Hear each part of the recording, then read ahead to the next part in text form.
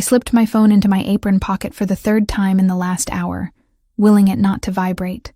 Tyler had found my new number somehow. 217 missed calls in the past week. I had stopped counting the voicemails at 50. The Friday night shift at Rossi's Italian Bistro was picking up momentum, tables filling with well-dressed couples celebrating anniversaries, business associates closing deals over wine that probably cost more than my monthly rent. But I couldn't focus on any of it. Through the tall windows facing Marlborough Street, water streaked down the glass in steady rivulets. The storm had started around 8, turning the city into a blur of headlights and dark umbrellas. I balanced a tray of empty plates against my hip, weaving between tables toward the kitchen. 27 years old, and this was where life had landed me. Not that serving tables was shameful work, but I had wanted different things once. Architecture school, designing homes that families would build memories inside, creating spaces that mattered. 2 years into my degree program before the money ran out, and reality dragged me back to hourly wages and sore legs. "Megan, table 12 needs attention," Franco called from behind the host stand. His thick gray eyebrows pulled together in that way that meant someone important sat waiting. "The gentleman there, he ordered the Barolo Riserva. That means you treat him like royalty, understand?" "Got it, Franco." I smoothed my black uniform shirt and grabbed a fresh notepad. Table 12 sat in the corner of our VIP section, surrounded by exposed brick walls and soft amber lighting designed to make people feel exclusive.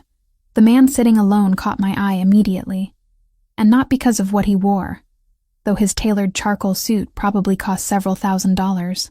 It was the way he occupied space, completely still, hands folded on the white tablecloth, dark eyes scanning the restaurant with methodical precision. He wasn't looking at the decor. He was assessing exits, watching the door, cataloging every person who entered or left. When I approached his table, those eyes landed on me with uncomfortable intensity. "Good evening, sir. My name is Megan, and I'll be taking care of you tonight. Can I start you off with an appetizer? Or would you prefer to see the wine list?" The words came out steady, professional. Years of practice made polite service automatic even when my mind was elsewhere, calculating how many hours until I could go home and check if Tyler was parked outside my building again. "The Barolo Riserva, 2015 vintage, and I'll take the special, whatever the chef recommends tonight." His voice was deep, controlled, with an accent I couldn't quite place. Italian, maybe. Or at least Italian-American. He didn't look at the menu I extended toward him. "Excellent choice. The special this evening is braised short rib with truffle risotto and roasted vegetables. I'll have that out for you shortly." I wrote down the order, even though I would remember it perfectly. Something about him made me want to appear busy, to have a reason to look away from that penetrating stare. "You seem distracted." It wasn't a question.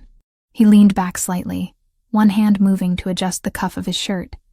No wedding ring, I noticed, but a watch that gleamed silver and expensive in the low light. Boyfriend troubles? The assumption startled me into honesty. Ex-boyfriend, actually. And yes, troubles would be an understatement. Why was I telling this stranger anything? But his tone had been curious, not invasive.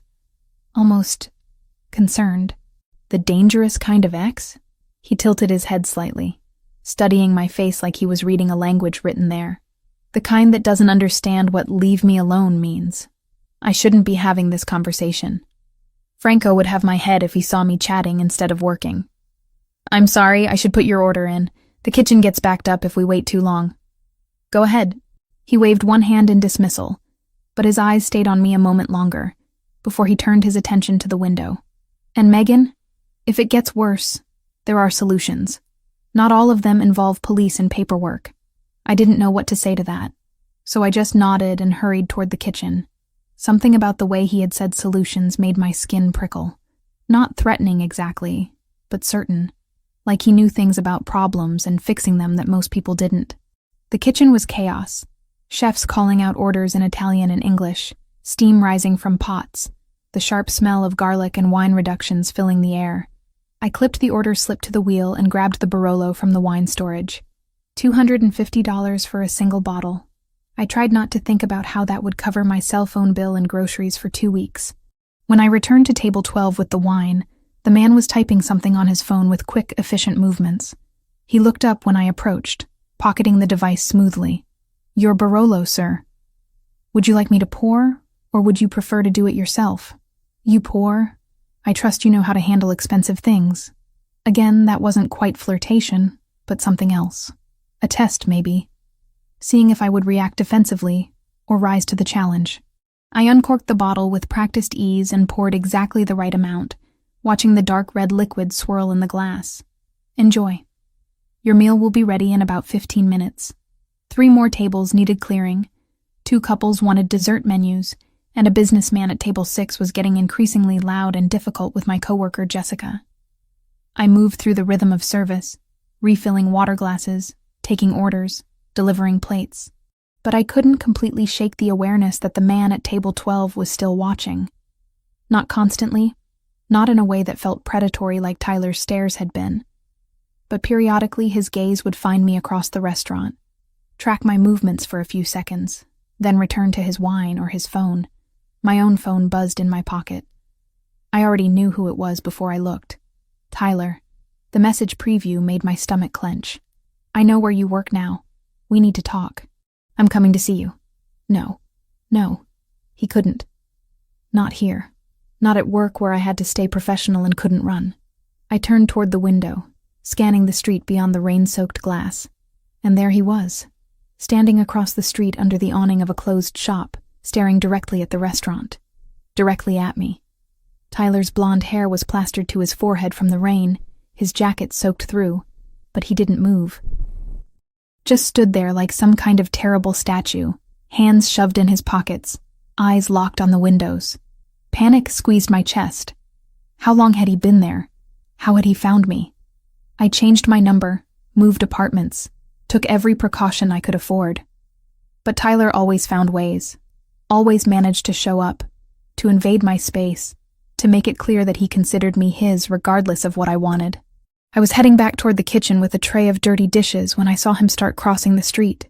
Rain and headlights created a surreal backdrop as he wove between cars, his movements deliberate. Coming here. Coming inside. Oh God. He was actually going to walk into the restaurant and cause a scene, and probably get me fired because Franco had a strict policy about personal drama, interfering with service. The tray slipped. I tried to catch it, overcorrected, and watched in horror as 4 plates, 3 wine glasses, and an entire collection of silverware went crashing to the marble floor. The noise cut through the restaurant like a gunshot. Conversation stopped, heads turned. And I just stood there, frozen, staring at the wreckage at my feet, while through the window I could see Tyler reaching for the restaurant's front door. "Megan!" Franco was already moving toward me, concern and irritation warring on his face. "What happened? Are you all right?" I couldn't answer, couldn't move. Tyler pushed through the door, rain dripping from his clothes onto the expensive tile of Rossi's entrance. His eyes found mine immediately and he smiled. That same smile that used to make me feel special, that now only filled me with dread. He started walking toward me, weaving between tables, ignoring Franco's protests about reservations and proper seating. "Megan, baby, we need to talk. You can't keep ignoring me like this. We're meant to be together, you know that." His voice carried across the quiet restaurant. Other diners were staring now, some curious, others uncomfortable with the brewing confrontation. "Sir, you need to leave." Franco stepped between us, but Tyler just pushed past him. Not violently, but with enough force to make Franco stumble. My manager was 53, soft around the middle from sampling too much of his own restaurant's cooking. He wasn't going to stop Tyler. I backed up a step, then another, broken plates crunching under my shoes. Tyler kept coming. "I'm not leaving without you. You think you can just move and change your number and I'll forget about you? About us? That's not how this works." Someone stood up. The movement was so fluid and controlled that it barely registered, until suddenly there was a body between me and Tyler, the man from table 12. Up close, he was taller than I had realized. At least 6 feet, with the kind of build that came from actual work rather than gym memberships. His dark hair was cut short, styled back from a face that could have been carved from stone, all sharp angles and controlled expression. "The lady dropped her tray because she saw you." His voice was quiet, conversational even, but it cut through Tyler's momentum like a blade. "She's afraid of you." That means you need to leave. Now. Tyler blinked, confused by this new obstacle. Who the hell are you? This doesn't concern you. This is between me and my girlfriend. Ex-girlfriend, I managed to say, my voice thin but audible. We broke up 4 months ago, Tyler. You need to accept that. I'm not accepting anything. Tyler tried to step around the stranger, but the man shifted smoothly, blocking his path again. Look, buddy, I don't know who you think you are, but you need to mind your own business before you get hurt. The stranger smiled. It was not a pleasant expression. Go to my car, he said over his shoulder to me, his eyes never leaving Tyler's face. Black Audi, parked directly in front. I'll handle this. What? Who are you? I looked at Franco, at the other staff members who had stopped working to watch, at Tyler whose face was reddening with anger. I don't understand. The solution to your problem. The stranger reached into his jacket pocket. For one terrible second I thought he was pulling a weapon. But instead he withdrew a set of car keys and tossed them to me without looking. I caught them on instinct. Go, now. Something in his tone made my body move before my brain caught up. I stepped around the broken plates and started toward the door. Tyler lunged for me, or tried to, but the stranger was faster.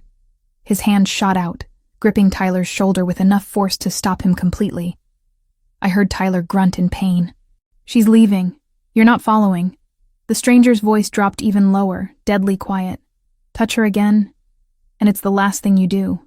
I should have stayed. Should have called the police. Done something rational and legal. But fear and exhaustion, and 4 months of being hunted made me run instead. I pushed through Rossi's front door into the rain, spotted the black Audi immediately, and fumbled with the key fob until it clicked unlocked. The interior smelled like leather and cedar. Expensive. Safe.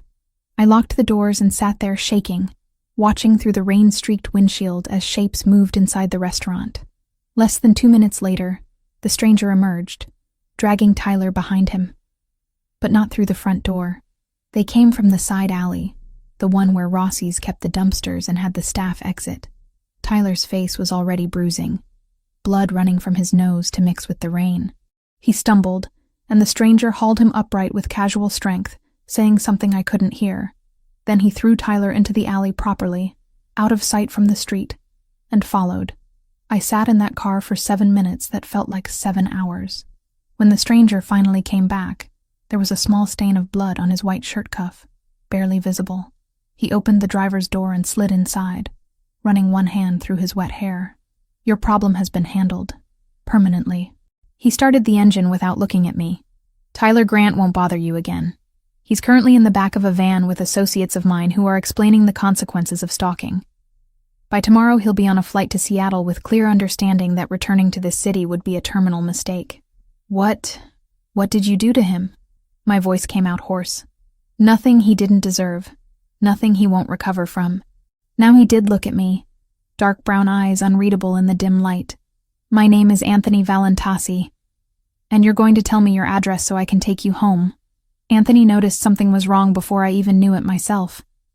Later, he would tell me that he had been watching since I served his wine. Not because I was beautiful or interesting, though he claimed both those things eventually, but because he recognized the signs, the constant checking of exits, the tension in my shoulders every time the door opened, the way my hand kept drifting to my phone like it was a weapon or a lifeline. He said he had learned to read fear, the way other people read books, and that mine was written across my face in a language he understood too well. When the tray slipped from my hands and ceramic shattered across Rossi's expensive marble floor, Anthony was already standing. I was still frozen, staring through the window at Tyler pushing through the rain toward the restaurant entrance. But Anthony had assessed the situation in the span of a heartbeat. The man dripping wet on the sidewalk. My paralyzed terror. The trajectory of the threat. Tyler burst through the front door, trailing water and bringing the smell of rain and cologne that I used to find attractive, but now made my stomach turn. His eyes locked onto me immediately, ignoring Franco's protests about needing a reservation, about proper protocol. He pushed past my manager with the casual dismissal of someone who had never been told no in a way that mattered. Franco stumbled back a step, his face flushing with anger and embarrassment, but he was 53 years old and soft in the middle from years of sampling his own restaurant's food. He wasn't going to physically stop anyone. Megan, baby, we need to talk. Tyler's voice carried across the dining room, drawing stares from couples who had paid good money for a romantic evening that didn't include watching someone's ex-boyfriend crash through social boundaries like they were made of tissue paper. You can't keep ignoring me like this. We're meant to be together, you know that. We're perfect together. I backed up, broken plates crunching under my shoes. My mouth opened, but no sound came out. 4 months of this. 4 months of blocking numbers, changing locks, moving apartments, looking over my shoulder every time I left work. 4 months of Tyler refusing to accept that no meant no, that we were finished, that I would rather be alone forever than spend another minute in his suffocating presence. Sir, you need to leave. Now. Franco tried again, positioning himself between us, but Tyler just shoved him aside. Not violently enough to knock him down, but with enough force to make it clear that Franco was an obstacle, not an authority. I'm not leaving without you. Tyler's face was red now, rainwater dripping from his hair onto the collar of his jacket. You think you can just move and change your number and I'll forget about you? About us? That's not how this works, Megan. You're mine. You've always been mine. Then Anthony was there. I hadn't seen him move, but suddenly he occupied the space between Tyler and me, like a wall made of expensive fabric and controlled violence. Up close, he was taller than I had estimated, at least 6 feet with the kind of build that came from actual work, rather than gym memberships designed to produce aesthetically pleasing muscles. His suit fit perfectly across his shoulders, tailored to accommodate the breadth of him without appearing bulky. The lady dropped her tray because she saw you. Anthony's voice was quiet, almost conversational, but it cut through Tyler's momentum like a blade through water. She's afraid of you. That means you need to leave. Now. Tyler blinked, his anger redirecting toward this new obstacle. Who the hell are you? This doesn't concern you. This is between me and my girlfriend. Ex-girlfriend. I found my voice finally, thin and shaking but audible. We broke up 4 months ago, Tyler. You need to accept that and leave me alone. I'm not accepting anything. Tyler tried to step around Anthony, reaching for my arm. We're going to talk about this like adults, Megan. We're going to fix this. Anthony moved faster than someone his size should have been able to move. His hand shot out, gripping Tyler's wrist hard enough that I saw Tyler wince, his fingers releasing their reaching gesture. You're not listening, Anthony said, his tone still conversational, still quiet, but with an edge now that made the hair on the back of my neck stand up. She said no. That's the end of the conversation. Look, buddy, I don't know who you think you are, but you need to mind your own business before you get hurt. Tyler tried to yank his arm free, but Anthony's grip didn't budge. This is between me and Megan. We have history. We have a relationship. You're nobody. Anthony smiled. It wasn't a kind expression. It was the smile of a predator who had just been given permission to do what it wanted to do anyway. He released Tyler's wrist and pulled something from his pocket. For a terrible second, I thought it was a gun. But it was just car keys. He tossed them over his shoulder to me without looking, trusting that I would catch them. I did, on instinct. Go to my car, he said, still not taking his eyes off Tyler. Black Audi, parked directly in front. I'll handle this. What? I don't understand. Who are you? The questions tumbled out of me while my hands clutched his keys, hard enough that the metal bit into my palm. The solution to your problem. He tilted his head slightly, studying Tyler the way a scientist might study a particularly interesting insect. Go, now. Something in his voice made my body move before my brain could catch up and analyze the situation. I stepped around the broken plates, around Franco, who was watching everything with wide eyes, around the other diners who had their phones out recording this drama for their social media feeds. I pushed through Rossi's heavy front door into the rain, got soaked in the 3 seconds it took to reach the Audi, and fumbled with the key fob until the locks clicked open. The interior smelled like leather and cedar, expensive and masculine. I locked the doors and sat there shaking, watching through the rain-distorted windshield as shapes moved inside the restaurant. Anthony was talking to Tyler. Tyler was gesturing angrily. Then Anthony gripped Tyler's shoulder and Tyler's mouth opened in what might have been a shout or a gasp of pain. I couldn't tell which. They didn't come out the front door. That registered slowly through my panic. Anthony was walking Tyler somewhere else, out of sight from the main dining room. Toward the side alley where Rossi's kept the dumpsters and had the employee exit. I leaned forward, trying to see, but the angle was wrong, and the rain made everything blurry. 7 minutes. I counted them on my phone, watching the numbers change while my heart hammered against my ribs. What was happening in that alley? What was Anthony doing to Tyler? Should I call the police? But what would I say? A stranger was beating up my stalker ex-boyfriend in defense of me? Would they even care? Would it make things worse? Then Anthony emerged from the side alley alone. There was a small stain on his white shirt cuff, dark against the fabric. Blood, probably. His hair was wet from the rain, but otherwise he looked completely composed, like he had just stepped out for a casual conversation, rather than whatever violence had occurred in that alley. He walked to the driver's side of the Audi with unhurried steps and slid inside, bringing the smell of rain with him. Your problem has been handled. Permanently. He started the engine without looking at me, adjusting the heat controls with practiced ease. Tyler Grant won't bother you again. He's currently in the back of a van with associates of mine who are explaining the consequences of stalking. By tomorrow morning, he'll be on a flight to Seattle, with clear understanding that returning to the city would be a terminal mistake for him. What did you do to him? My voice came out hoarse, barely above a whisper. Nothing he didn't deserve. Nothing he won't recover from. Now Anthony did look at me. Those dark brown eyes unreadable in the dim light from the dashboard. Broken nose. Possibly cracked ribs. Definitely bruised pride. He'll heal, but he'll remember what happens when he ignores boundaries. My people are very good at making lasting impressions. Your people. I repeated the words slowly, processing their implications. Who are you? My name is Anthony Valentasi. He said it like I should recognize it, like the name itself carried weight and meaning. When I didn't react, something that might have been amusement crossed his face. You don't follow local news, do you? I work double shifts most weeks. I don't have time for news. I was still holding his car keys, even though he had started the engine with a spare set. My hands wouldn't unclench.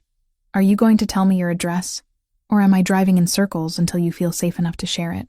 The question jolted me back to reality. I was in a car with a man I didn't know. A man who had just violently assaulted my ex-boyfriend and spoke casually about associates and permanent solutions. Every self-preservation instinct I had should have been screaming at me to get out, to run, to call for help. But Tyler's face flashed through my mind, the obsessive certainty in his eyes when he said I was his, the 4 months of fear and violation of my privacy. And Anthony had made it stop. In 7 minutes, he had done what the police and restraining orders and changing my entire life hadn't been able to accomplish. Westbrook Street, I said quietly. The apartments above the laundromat. Number 3B. Anthony pulled away from the curb smoothly, navigating the rain-slicked streets with the confidence of someone who knew this city intimately. We drove in silence for the first 5 minutes. I watched streetlights blur past, watched other cars with their normal people inside living normal lives, where men didn't drag their stalker exes into alleys and make them disappear into vans. Why did you help me? The question came out before I could stop it. You don't know me. Tyler could have had a weapon. You could have been hurt. Tyler didn't have a weapon. I checked his waistband and jacket pockets while I was restraining him. Anthony took a turn without using his signal, cutting smoothly through traffic. And I helped because I recognized the fear on your face. I've seen it before. On someone I cared about. Someone I failed to protect. Something in his voice made me look at him properly instead of just stealing glances. His jaw was tight, his hands gripping the steering wheel with more force than the easy driving required. This wasn't just about me. This was about something personal, something painful. Who? I asked softly. For a long moment I thought he wouldn't answer.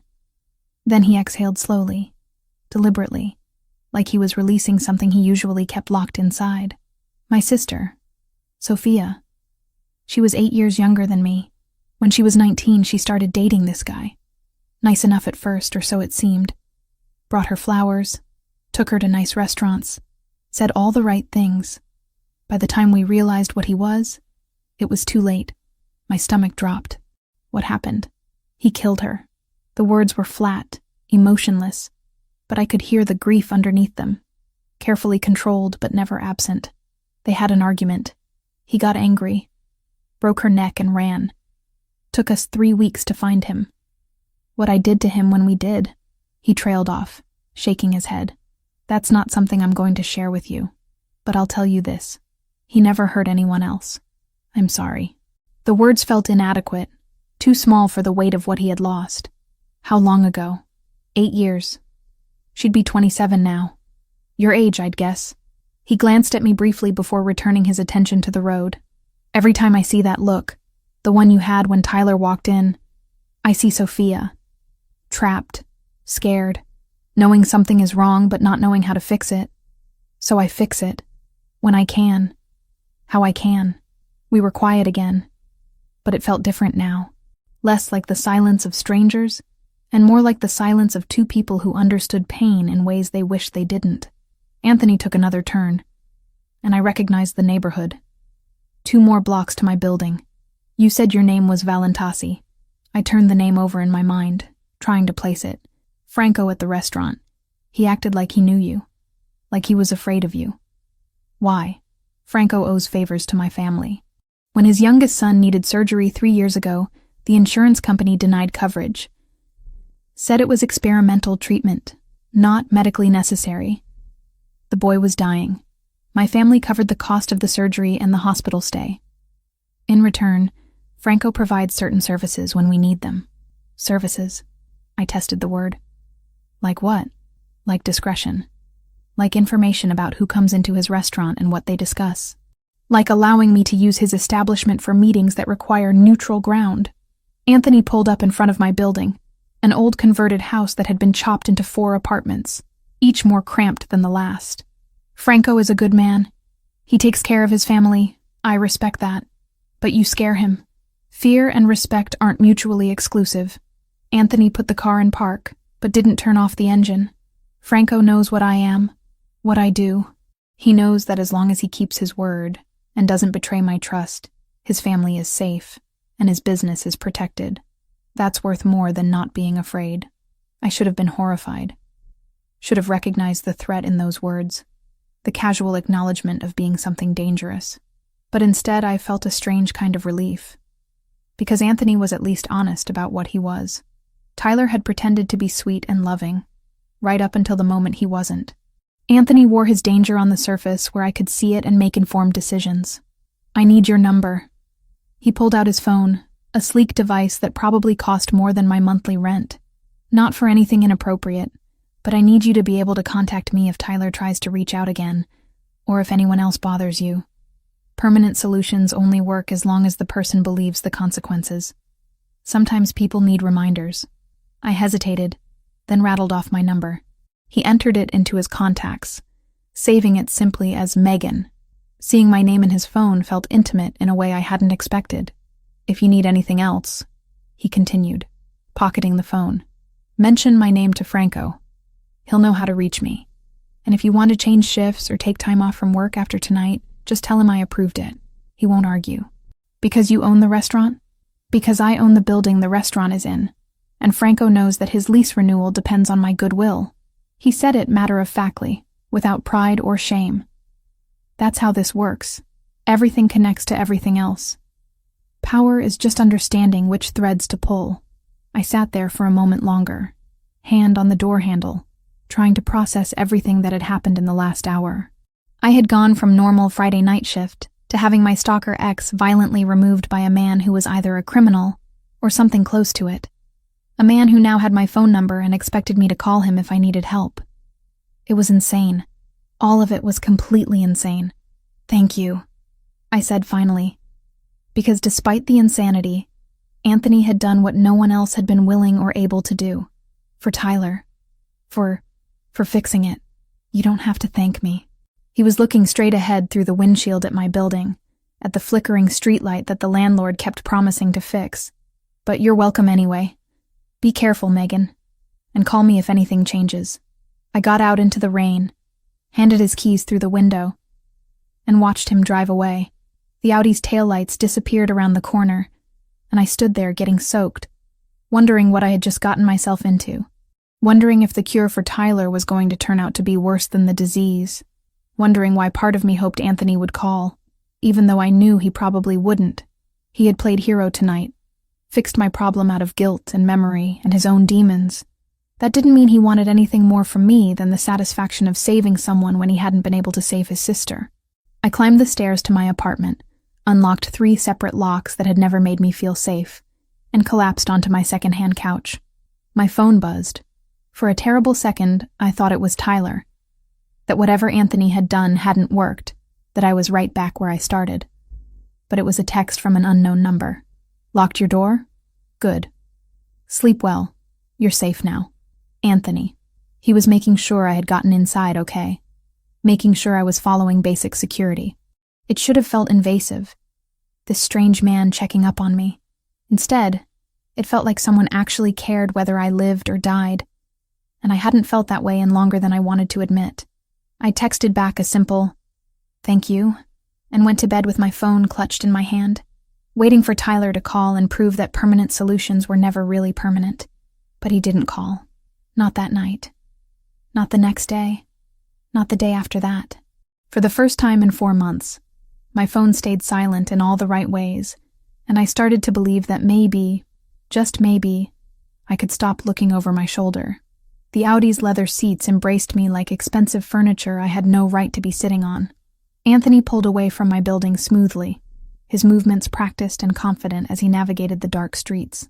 Streetlights cast orange halos through the water streaming down the windshield, turning the city into an impressionist painting. I clutched my wet uniform shirt, suddenly aware that I was dripping all over this pristine interior that probably cost more to detail than I made in a month. For the first 5 minutes, neither of us spoke. Anthony's attention stayed fixed on the road, hands positioned at 10 and 2 on the steering wheel like someone who had taken defensive driving courses seriously. His jaw was set, profile sharp against the passing lights. Every few seconds, his eyes would flick to the rearview mirror, checking behind us with the kind of vigilance that suggested paranoia or professional necessity, maybe both.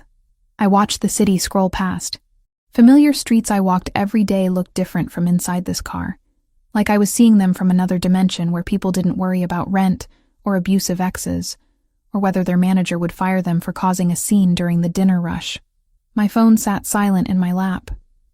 No buzzing, no calls, no text messages saying, "We need to talk," or "I saw you leave with him," or any of the 100 variations Tyler had sent over the past 4 months. "What did you do to him?" The question finally escaped, quieter than I intended. To Tyler. Anthony glanced at me briefly before returning his focus to the road ahead. He took a left turn, heading deeper into my neighborhood where the buildings got shorter and the paint got more chipped. I explained the situation to him, clearly, in terms he couldn't misunderstand. "With your fists."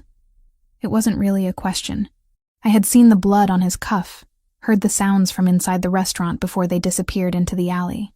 Among other communication methods, his tone stayed neutral, conversational even.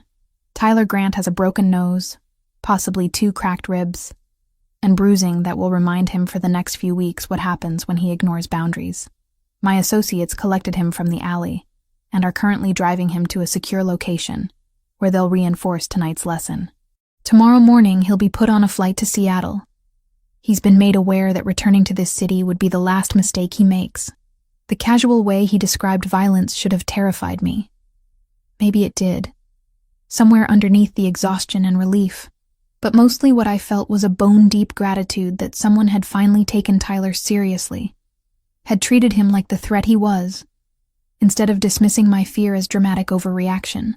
Why? I turned in my seat to look at him properly. Why would you do that for a stranger? You could have been hurt. He could have had a knife or a gun. You could have just called the police and let them handle it. The police would have filed a report and told you to get a restraining order, which you probably already have. He said it with the certainty of someone who knew how these situations typically played out. Restraining orders are pieces of paper. They don't stop determined men. They just make victims feel like the system is protecting them when it's not. I tried getting one. The admission felt like failure, even though I knew it wasn't my fault. 3 months ago, the judge said Tyler hadn't made any specific threats, hadn't committed any acts of violence. Following me wasn't illegal. Calling wasn't illegal as long as he wasn't threatening. Showing up at my work wasn't illegal because it's a public place. Everything he did walked the line just carefully enough that legally he was protected and I wasn't. Anthony's hands tightened on the steering wheel, knuckles going white for a moment, before he deliberately relaxed them. The law is useful for many things. Protecting women from men like Tyler isn't one of them. Not until after those men have already done something violent. By then, it's too late. That sounds like experience talking. He was quiet for so long I thought he wouldn't respond. We passed 3 more blocks, turned onto Westbrook Street, where my building waited with its flickering streetlight and cracked sidewalk. Then he pulled over to the curb, but didn't put the car in park, engine still running while he stared straight ahead through the windshield. I had a sister. His voice had changed, gone softer, but also harder somehow, like he was forcing the words through a throat that didn't want to release them. Sophia, 8 years younger than me. When I was 26 and building my business, she was 18 and thought she was in love. My chest tightened. I already knew where this was going. Could hear the past tense in how he spoke about her. Could see the grief etched into the tense line of his shoulders. His name was David Mercado. Seemed like a decent guy at first. Brought her flowers, took her to nice restaurants, said all the right things about respecting her and wanting to build a future together. By the time any of us realized what he really was, Sophia was already trapped. Anthony's jaw clenched, released, clenched again. He isolated her from her friends, convinced her that our family didn't understand their relationship, made her dependent on him emotionally and financially. The classic pattern, but we didn't see it happening. Or I didn't. I was too busy with work, with establishing territory, with all the things I thought were important. I didn't say anything. Sometimes the kindest thing you can offer someone is silence to fill however they need to. She tried to leave him, 3 times that I know of. Each time he'd show up wherever she was staying, crying and apologizing and promising to change. Each time she believed him, because she was 19, and wanted to believe that love could fix broken people. His voice had gone flat now, emotionless in the way that meant he was feeling too much to let any of it show. The 4th time she tried to leave, he killed her. They had an argument in his apartment. He pushed her. She fell wrong, broke her neck on the corner of a table. Oh, God. The words came out breathless. Anthony, I'm so sorry. He ran. Disappeared for 3 weeks while we searched every corner of the city and the surrounding counties. Eventually we found him in a motel 2 states away, drunk and feeling sorry for himself. Anthony's lips curved into something that wasn't quite a smile, more like baring teeth. What I did to him isn't something I'm going to describe to you, but I'll tell you this. David Mercado never hurt another woman. He never got the chance. I sat with that information, with the implications of what he was telling me without saying directly. Anthony had killed Sophia's murderer, or done something close to it. The man sitting next to me in this expensive car, who had bought wine that cost more than my grocery budget and spoke with educated articulation, was someone who had taken another person's life with his own hands. How old was she? I asked quietly, when she died. 19. She should be 27 now. Your age, if I'm guessing right. He finally turned to look at me, dark brown eyes searching my face for something. Every time I see that look, the one you had when Tyler walked through the door tonight, I see Sophia, trapped, terrified, knowing something is fundamentally wrong but not knowing how to fix it. So I fix it when I can, however I can. It doesn't bring her back, doesn't make up for failing to protect her when she needed me. But it's what I can do. Understanding settled over me like a heavy blanket. This wasn't about me at all, or not primarily. I was a stand-in for the sister he couldn't save, a second chance to do what he wished he had done 8 years ago. It should have felt impersonal, like being cast in someone else's unresolved trauma. Instead, it felt painfully honest. This man admitting his motivations without trying to dress them up as pure altruism. Thank you for telling me. I reached across the console and touched his arm gently, briefly. About Sophia, and I'm sorry that happened to her. To your family. That's not something anyone should have to live through. No, it's not. He covered my hand with his for just a second, the contact warm and solid, before pulling away and putting the car in park. But we live through what we have to, And then we make sure other people don't have to live through the same things if we can prevent it. We sat there for a moment in comfortable quiet that felt strange, given we had only met 2 hours ago. But trauma had a way of fast-forwarding connections, of stripping away the usual layers of polite small talk and forcing intimacy, whether you were ready for it or not. Tell me about you. Anthony shifted in his seat to face me more directly. Franco said you've worked at Rossi's for about a year. What were you doing before that? Trying to finish school. The words came easier than I expected. Maybe because he had shared something so personal, I felt safe doing the same. I was studying architecture. Made it through 2 years before the money ran out and I had to drop out. Architecture? He said it like he was tasting the word, considering it. That's specific. Not many people know what they want to study that clearly. I've always loved buildings. The way spaces are designed, how they make you feel when you walk into them. Good architecture is like a conversation between the structure and the people inside it. I could hear my own voice warming up, slipping into the passion I used to feel before financial reality crushed it. I wanted to design homes. Not mansions for rich people, just normal houses that families could actually afford. Places where kids would grow up and remember feeling safe and happy. Why did you have to stop? He leaned back against the driver's door, giving me his full attention in a way that felt both intense and strangely comfortable. My parents divorced when I was 15. Dad left and never looked back. Didn't pay child support. Didn't call on birthdays.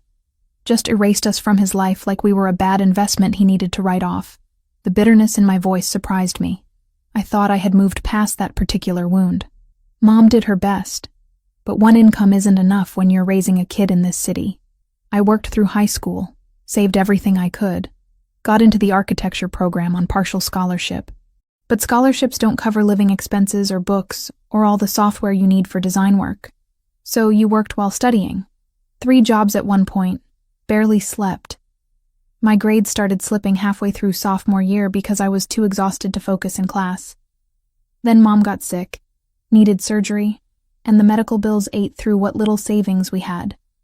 I took a semester off to work full-time. That semester turned into a year. The year turned into 2. Now here I am, 27 years old, serving pasta to people who probably spend more on one meal than I make in a week. I hadn't meant to sound so bitter. Hadn't meant to dump my entire sob story on a stranger who had already done more than enough by removing Tyler from my life. But Anthony just nodded like he understood, like he didn't judge me for the circumstances that had derailed my plans. You still draw? He asked. Design things, even if you're not in school? Sometimes. On my phone mostly, or in notebooks when I can afford them. It's not the same as having proper software and the time to really develop ideas, but it keeps the skills from getting too rusty. I shrugged, not sure what good it does at this point. I'm never going to have the money to go back to school. Even if I saved every extra dollar, it would take years to afford even one semester. You could take out loans and add to the debt I already have from the first 2 years. No thank you. I'd rather work as a waitress forever than spend the next 20 years drowning in payments I can't afford. Anthony studied me with that intense focus he had, like he was cataloging information and filing it away for later use. There are other options. Connections, people who owe favors, ways to get things done that don't involve traditional channels. I don't want charity. The words came out sharper than I intended. Sorry, that's not directed at you. I just mean, I need to do this myself, if I do it at all. Otherwise it doesn't count. I understand, and somehow I believe that he did. Pride is important. Self-reliance is important. But accepting help when it's offered isn't weakness. It's strategy. Before I could respond to that, he was pulling out his phone, typing something quickly. I need your number. Not for anything inappropriate, he added quickly when he saw my expression. But I need you to be able to contact me if Tyler tries to reach out again. Permanent solutions only work as long as the person believes in the consequences. Sometimes people need reminders that those consequences are real. I rattled off my number, watching him enter it into his contacts. He saved it simply as Megan Turner, which felt both formal and strangely intimate. Having my full name in the phone of a man who had just confessed to possibly murdering his sister's killer seemed like crossing some invisible line, stepping from one world into another without quite meaning to. "If you need anything else," Anthony continued, pocketing his phone, "mention my name to Franco. He'll know how to reach me. And if you want to take time off from work after tonight, just tell him I approved it. He won't argue." Why wouldn't he argue? Though I already suspected the answer. Because Franco owes my family favors that he can never fully repay. 3 years ago, his youngest son needed surgery. Experimental treatment that the insurance company denied coverage for. Said it wasn't medically necessary, even though the boy was dying. My family covered the surgery, the hospital stay, the rehabilitation. In return, Franco provides certain services when we need them. Services like letting you conduct business in his restaurant, among other things. Franco is a good man. He takes care of his family and keeps his word. I respect that. In return, I make sure his lease stays affordable and his business stays protected. Anthony said it matter-of-factly, like this was just normal relationship dynamics rather than what it obviously was. A power structure built on debt and obligation. You own the building. I own several buildings in this neighborhood. Rossi's happens to be in one of them. He gestured out the window at my apartment building with its peeling paint and crooked front steps. "I don't own this one, but I could find out who does if you're having problems with your landlord." "No. Thank you, but no. I needed to establish boundaries before this went any further, before I became another person owing favors to Anthony Valentasi. I appreciate everything you did tonight, more than I can say, but I need to handle my own life, my own problems. Tyler was different because I couldn't fix that myself, but I can manage my landlord and my job and everything else." Instead of looking offended, Anthony smiled slightly. "Good. People who can't stand up for themselves bore me. People who insist on trying even when they're drowning are more interesting." He reached across and opened my door from the inside, the latch clicking smoothly. "Go inside. Lock your doors. All of them. And Megan? Yes? If Tyler contacts you, don't respond. Don't engage. Just forward whatever he sends to me and I'll handle it. Men like him see any response, even telling them to go away, as encouragement, as proof that they still matter to you, still occupy space in your thoughts. Silence is more powerful than anger." I nodded, climbing out into air that felt cold after the warmth of the car. My uniform was still damp, clinging uncomfortably as I stood on the sidewalk.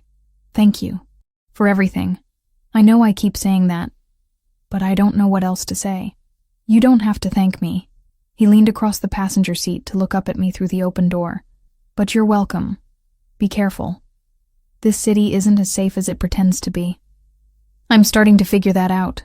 I closed the door and watched him drive away, the Audi's taillights disappearing around the corner like a promise that had been kept and a threat that remained vigilant. The building's front door stuck like always, requiring me to lift and push at the same time to get it open. The hallway smelled like someone's cooking, garlic and onions and something vaguely burned. I climbed the 2 flights to my apartment, keys already in hand by the time I reached my door. 3 locks. Deadbolt, chain, and handle lock. I had installed them myself after Tyler showed up at my old place uninvited one too many times. Inside, my apartment looked exactly as I had left it that morning. Small, cramped, but mine. Second-hand furniture that didn't match. A kitchen barely big enough for one person. A bathroom where the shower never quite got hot enough, but it was mine. Paid for with my own work. And tonight, for the first time in months, I didn't feel like Tyler could show up and violate that space. My phone buzzed as I was changing into dry clothes. For one terrible second, my heart seized, convinced it was Tyler proving that Anthony's solution hadn't worked, that I was right back where I started. But it was an unknown number. "Locked your door? Good. Sleep well. You're safe now. Anthony." Checking up on me, making sure I had gotten inside safely and followed his advice about the locks. It should have felt invasive. This man I barely knew monitoring my movements.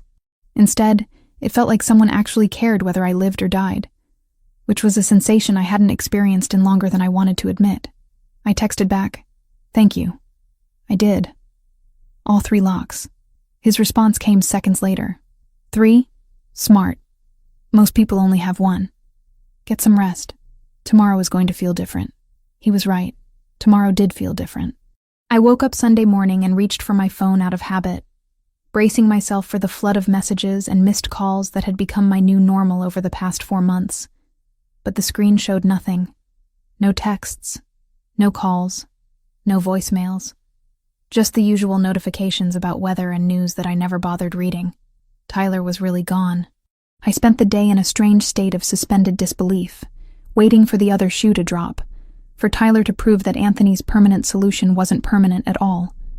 But my phone stayed silent. No texts appeared saying he missed me, or needed to talk, or couldn't live without me. No calls came through in the middle of the night. No one stood outside my building watching my windows. By Monday, I started to believe it might actually be real. By Tuesday, the constant tension in my shoulders began to ease. By Wednesday, when I went back to work at Rossi's, Franco pulled me aside before my shift started. "You doing okay, Megan?" His bushy eyebrows pulled together with genuine concern. "After what happened Friday night?" "I'm fine. Better than fine, actually. I'm sorry about the mess, about the scene Tyler caused. I'll pay for the broken plates. Don't worry about the plates." Franco waved that away like it was nothing. Mr. Valentasi already compensated the restaurant for any disruption. More than compensated, truth be told. But that's not what I'm asking about. You really okay? That man, Tyler, he's not going to come back here? No. I said it with more certainty than I had felt about anything in months. He's not coming back. Anthony made sure of that. Something crossed Franco's face when I said Anthony's name. Not fear exactly, but careful respect. Mr. Valentasi is a powerful man in this city. Good man to have on your side. Dangerous man to have against you. You understand what I'm saying? I think so. Just be careful, Megan. Men like him, they don't do things without reasons, without expecting something in return eventually. I'm not saying he's going to hurt you or demand payment, but in his world, everything is a transaction. Everyone owes someone something. Just keep that in mind. I thought about that conversation all through my shift, weighing Franco's warning against my own impressions of Anthony. He had been honest about who he was, what he had done to Tyler, why he had intervened. He hadn't pretended to be a good person, or dressed up his violence in noble intentions. He had simply fixed a problem because it reminded him of a problem he hadn't been able to fix 8 years ago. That felt safer somehow than someone who pretended to help selflessly while hiding ulterior motives. At least with Anthony, I knew where I stood. He had told me his demons. Now it was up to me whether I let those demons anywhere near my life again, or accepted Friday night as the anomaly it was, the moment our paths crossed briefly before diverging back to our separate worlds. My phone buzzed during my break. I pulled it out expecting a spam text, but Anthony's name appeared on screen. How was work? Any problems? Such a simple question. Such a complicated answer. Work was fine. No problems. But standing in Rossi's kitchen eating a rushed dinner before heading back to my tables, I realized that my life had fundamentally shifted in ways I was only beginning to understand. Anthony Valentasi had done more than remove Tyler from my immediate vicinity. He had shown me that problems could be solved, that fear didn't have to be a permanent state of being, that sometimes the most dangerous person in the room was also the safest one to stand behind. I typed back, "Work is good. No problems. Thank you for asking." His response, "Good. Sleep well tonight. You've earned it." And for the first time in 4 months, I believed that I might actually be able to. 5 days passed without a single text from Tyler. 5 entire days where my phone stayed silent in all the ways that mattered. No blocked calls showing up as unknown. No voicemails rambling about how much he missed me or how I was making a mistake. No social media messages from accounts I didn't recognize but knew were him. Nothing. The absence of harassment felt more unreal than its presence ever had. Monday morning I woke up and actually checked my phone with something other than dread. Still nothing. Tuesday. I went grocery shopping without constantly looking over my shoulder, without that crawling sensation between my shoulder blades that meant someone was watching. By Wednesday, when I returned to Rossi's for my first shift since the incident, I almost believed Anthony had actually solved the problem permanently like he promised. Franco caught me before I could even tie my apron on. He pulled me into his small office behind the kitchen, closing the door with more care than necessary. The space smelled like old receipts and the espresso machine that lived on his desk, constantly brewing thick Italian coffee that he claimed was the only thing keeping him sane after 30 years in the restaurant business. "Megan, sit down for a minute." He gestured to the folding chair across from his desk, settling his considerable bulk into his own chair with a wheeze. "We need to talk about what happened Friday." My stomach clenched. "If this is about the broken plates, I'll pay for them." "I'm so sorry about the scene Tyler caused. It won't happen again. The plates are nothing, already taken care of." Franco waved that away like it was meaningless. Mr. Valentasi compensated the restaurant more than generously for any disruption. "That's not what concerns me." "Then what?" He studied me for a long moment. His weathered face creased with something between concern and calculation. "How much do you know about Anthony Valentasi?" "Not much." I shifted in the uncomfortable chair. "He told me his name, that he had a sister who died, that he has associates who took care of Tyler." "Associates."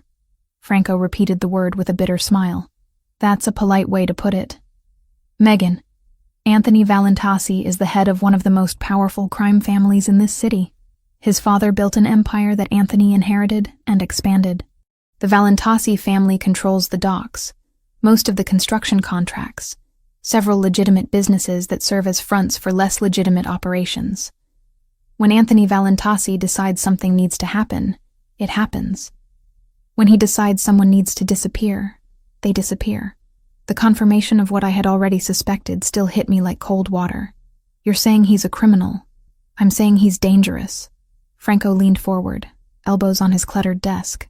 "But I'm also saying that 3 years ago, when my son Paolo needed surgery, when the insurance denied coverage and we were watching him die slowly, the Valentasi family paid for everything.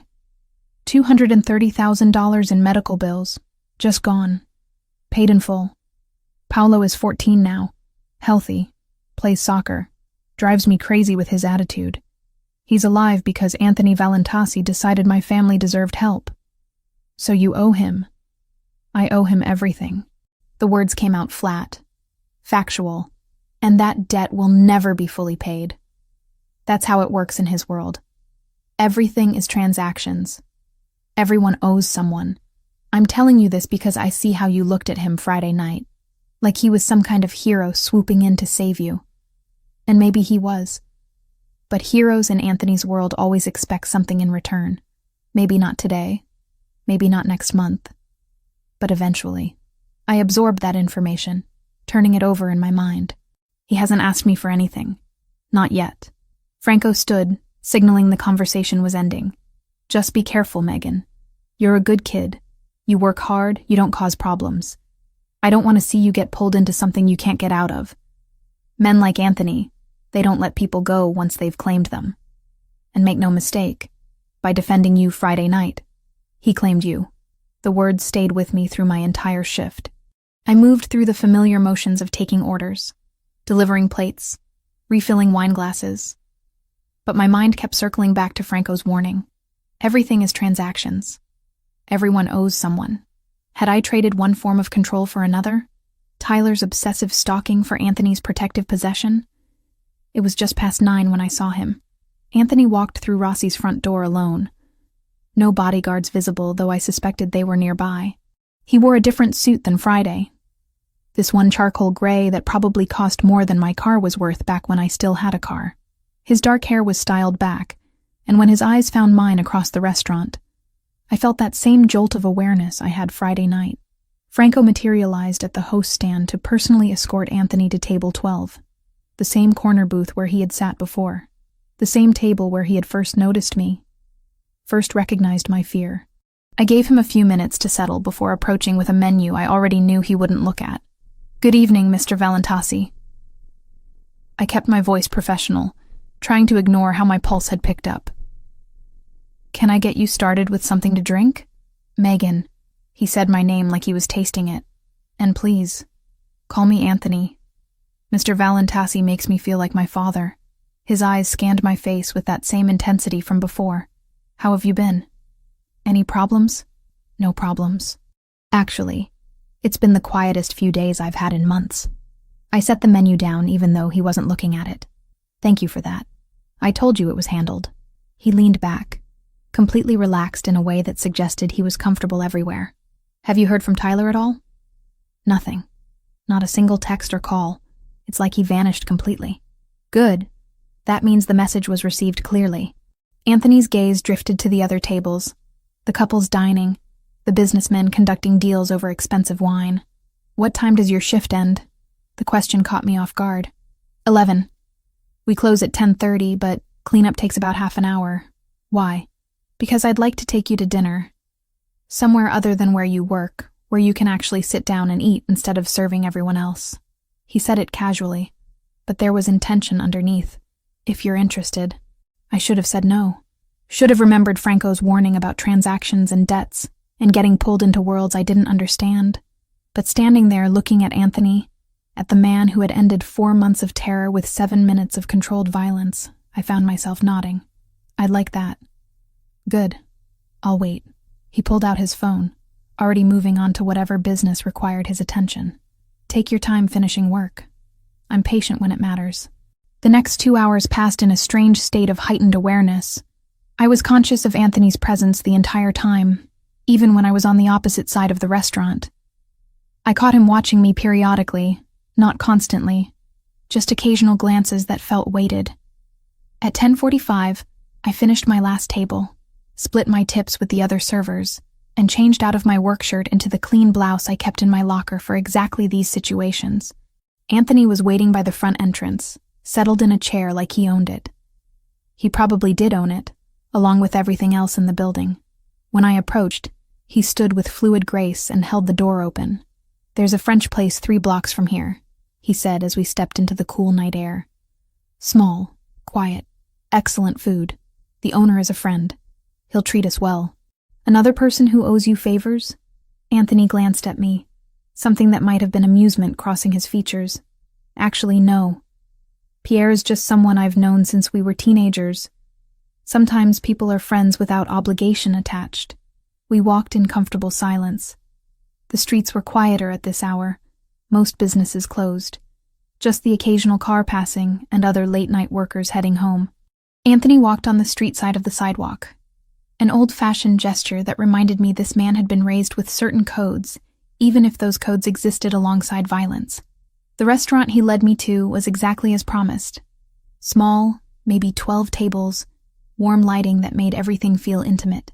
The owner, a barrel-chested man with a magnificent mustache, greeted Anthony with genuine warmth and rapid French that I couldn't follow. We were seated at a corner table away from the few other diners, menus appearing instantly along with water and bread. Order whatever you want, Anthony said, finally opening his menu.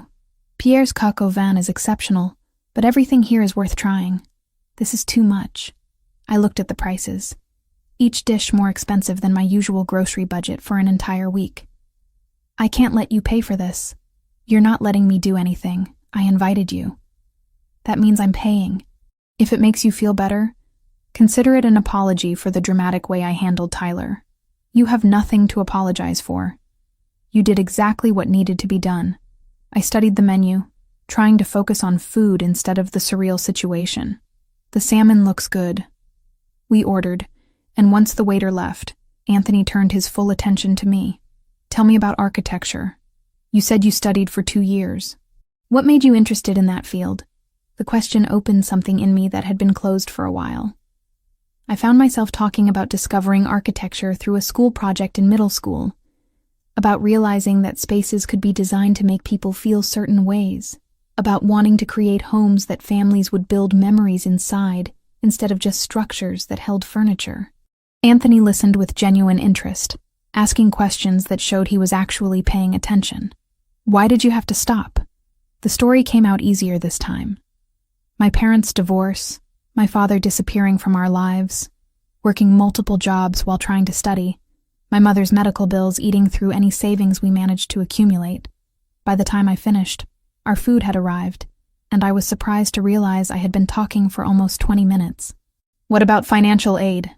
Anthony asked, cutting into his steak with precise movements. Student loans? Scholarships? Grants? I already have loans from the first 2 years. Adding more debt when I'm not even sure I could finish the degree seems irresponsible. I tasted the salmon, which was indeed exceptional, and scholarships usually go to students fresh out of high school, not 27-year-olds who dropped out years ago. There are other options. Adult continuing education programs, work-study arrangements, people who invest in promising talent. He said it carefully, like he was testing the waters. I appreciate the thought, but I need to do this myself if I do it at all. Taking handouts or owing favors doesn't feel right. Instead of arguing, Anthony nodded. Pride is important. Self-reliance matters. But refusing help when it's genuinely offered isn't strength. Sometimes it's just stubbornness. Maybe. I took another bite, considering. What about you? Did you always plan to go into the family business? His expression shifted, became more guarded. I didn't have much choice. My father expected his sons to follow him. My older brother Michael died when I was 18. Car accident. Though there were rumors it wasn't really an accident. After that, I was the heir. The responsibility fell to me whether I wanted it or not. Did you want it? I wanted Sophia to be safe. I wanted my mother to stop crying herself to sleep. I wanted the people who might have killed Michael to fear our family enough that they wouldn't try again. He met my eyes directly.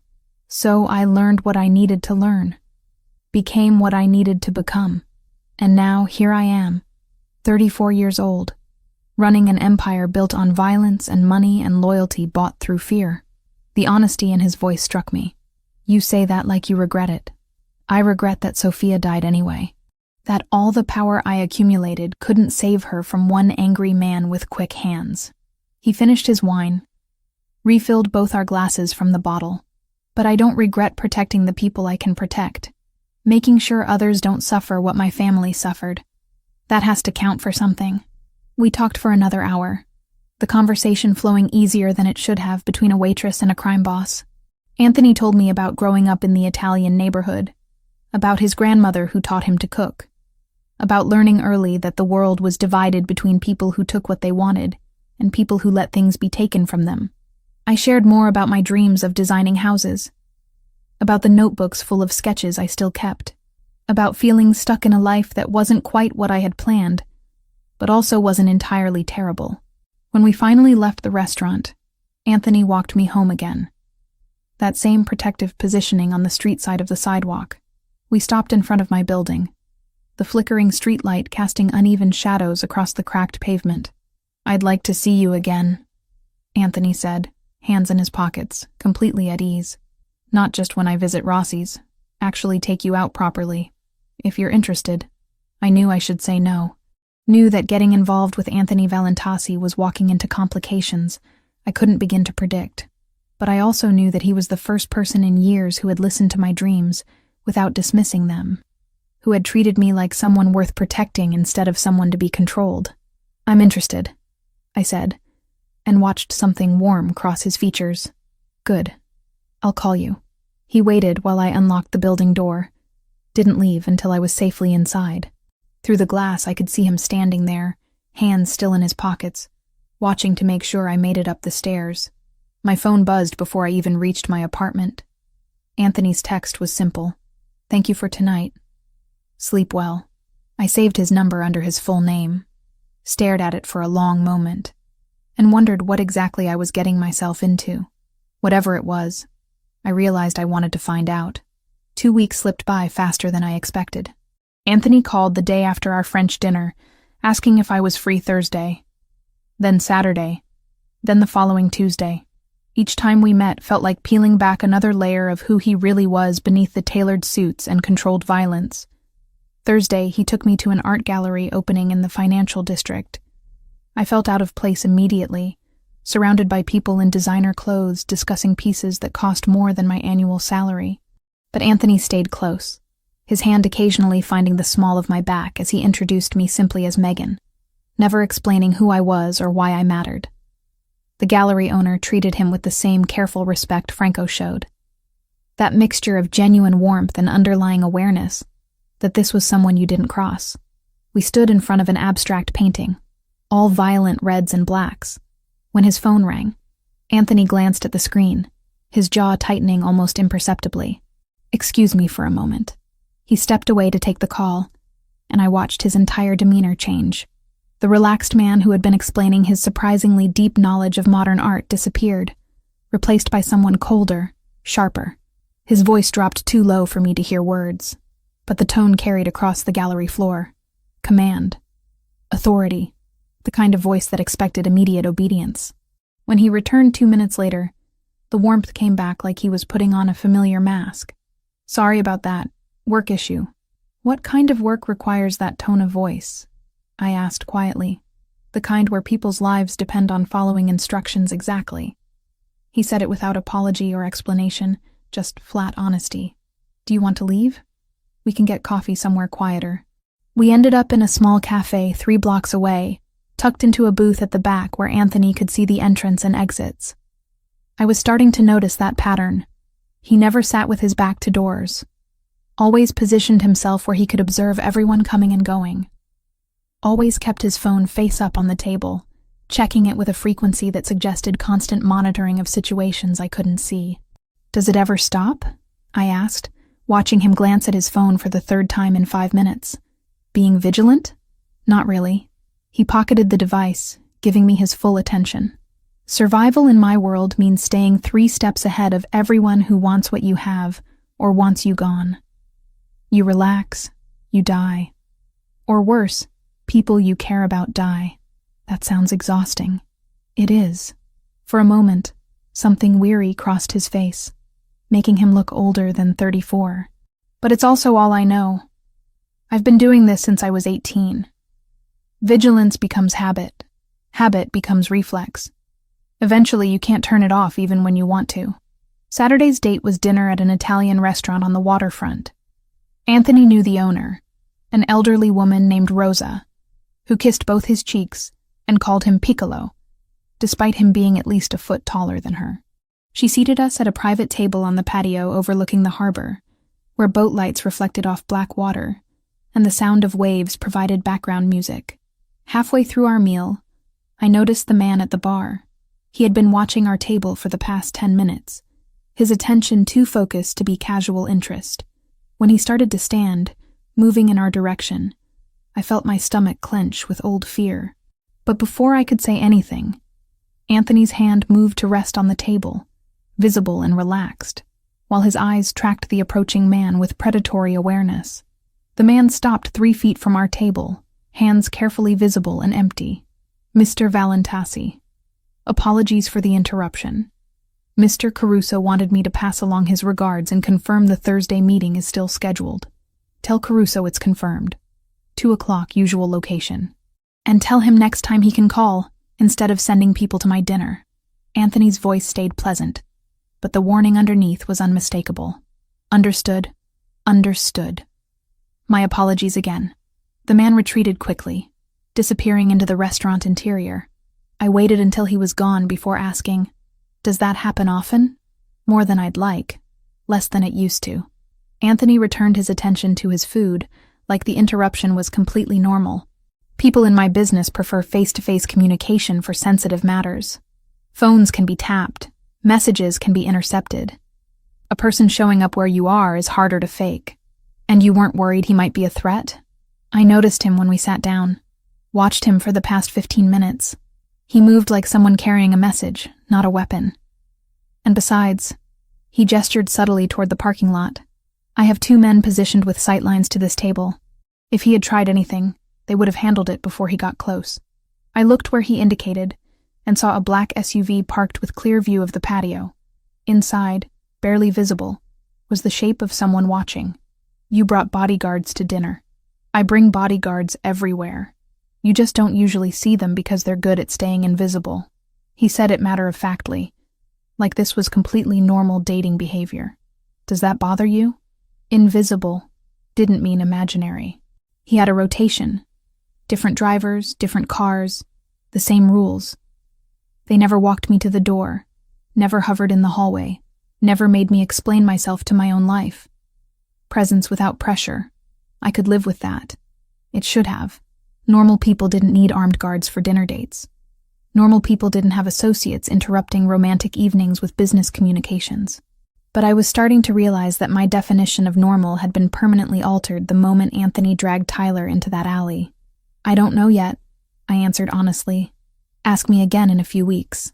Tuesday, he picked me up after my shift at Rossi's, this time suggesting we just drive. No destination, no plan, just moving through the city while we talked. He asked about my mother, about what had caused her medical crisis that derailed my education. I told him about the emergency surgery, the complications that required extended hospital stays, the insurance company fighting every claim. "She's better now," I explained, watching streetlights blur past the window. "Lives in Arizona with her sister. The dry climate is easier on her lungs. We talk maybe once a month, mostly about nothing important. Our relationship never quite recovered after Dad left. I think she blamed me somehow. Like if I had been different, he would have stayed. That's not how that works." Anthony took a turn without signaling. That aggressive confidence that suggested traffic laws were suggestions. Parents who leave aren't running from their children. They're running from responsibility, from the work it takes to be decent human beings. Your father leaving says everything about him, and nothing about you. The certainty in his voice made my throat tight. "You sound like you speak from experience." My father was many things. Loving wasn't one of them. Anthony's hands tightened on the steering wheel. He built an empire, but he destroyed his family doing it. My mother died when I was 23. The doctors said it was heart failure. I think it was heartbreak. 30 years married to a man who treated her like property, like another asset to be managed. Michael's death broke her. My father barely acknowledged her grief. "I'm sorry." "Don't be. I'm telling you this so you understand something important." He pulled over into an empty parking lot overlooking the water, putting the car in park, and turning to face me fully. "My world is violent and complicated and morally questionable at best. The people in it don't operate by normal rules. They hurt each other, use each other, dispose of each other when convenient. That's what I grew up watching. That's what I became part of. But I'm telling you right now, if you decide this is something you want, something real between us, I won't treat you that way. I won't use you, or discard you, or make you feel like you're convenient until you're not." My heart was pounding so hard I could hear it in my ears. "Why are you telling me this now?" "Because I like you, Megan. More than I've liked anyone in years. And before this goes any further, you need to understand what being with me means." He reached across the console, taking my hand in his. "It means people will watch you to get to me. It means rivals might try to use you as leverage. It means there will be nights I come home with blood on my clothes, and you can't ask whose blood it is. It means living with secrets and dangers that most people never have to think about. You're trying to scare me away. I'm trying to be honest with you. Because if we do this, really do this, I need you to choose it with full knowledge of what you're choosing." His thumb traced circles on my palm, the gesture almost absent-minded. "I can protect you from a lot of things. I can make sure Tyler never bothers you again. I can keep rivals from touching you.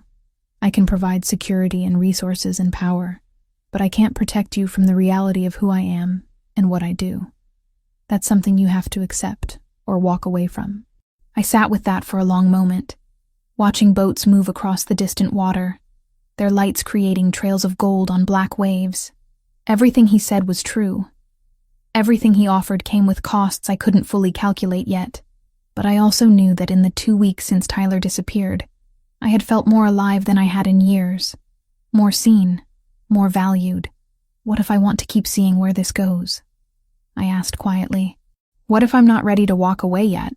Something in Anthony's expression gentled, became vulnerable in a way I hadn't seen before. "Then, I'll do everything in my power to make sure you don't regret that choice." He leaned across the console slowly, giving me time to pull away if I wanted. But I didn't want to. His lips met mine carefully, testing, asking permission even as he took it. The kiss started gentle, almost hesitant, before deepening into something that made my breath catch and my hands find his shoulders, pulling him closer, despite the awkward angle and the gear shift between us. When we finally broke apart, both breathing harder, Anthony rested his forehead against mine. "I've been wanting to do that since the moment you smiled at me in that French restaurant. Why didn't you?" "Because I needed you to understand first. Needed you to have all the information before I complicated things further. His hand came up to cup my cheek, thumb brushing across my lower lip. This isn't casual for me, Megan. I don't do casual. If we keep going down this path, I'm going to want all of you. Your time, your attention, your trust. That's how I'm built. All or nothing. That should scare me more than it does. I leaned into his touch, feeling the calluses on his palm that suggested his hands did more than sign documents and make phone calls. What if I'm not ready for all or nothing? What if I need time to figure this out? Then we take time. I'm patient when it matters. He kissed me again, softer this time, a promise rather than a question. But I'm also possessive and protective and probably going to drive you crazy with both. Fair warning. Noted. I smiled against his lips, feeling lighter than I had in months, despite the weight of everything he'd told me. Take me home? We drove back in comfortable silence, his hand finding mine across the console and staying there. When we reached my building, he walked me to the door like he always did, waiting while I fumbled with keys and trying not to think about how much I wanted to invite him up. But it was too soon, too much, too complicated. Thursday? He asked, hands in his pockets, looking almost uncertain in a way that made him seem younger. There's a charity gala my family sponsors. I have to make an appearance. I'd like you to come with me if you're comfortable with that. A gala. Like with fancy dresses and important people? Exactly like that. But I'll have a dress delivered to you. Don't argue, he added when I opened my mouth to protest. It's not charity. It's necessity. The event has a dress code I'm asking you to attend. That means I provide what's needed to make you comfortable there. I wanted to argue, wanted to insist I could handle my own wardrobe. But the reality was I didn't own anything appropriate for a charity gala, and buying something would eat up money I needed for rent. Okay, but nothing too expensive. And I'm only agreeing because you phrased it as necessity, not generosity. Deal. He kissed me once more, quick and possessive. Lock your doors. Text me when you're inside.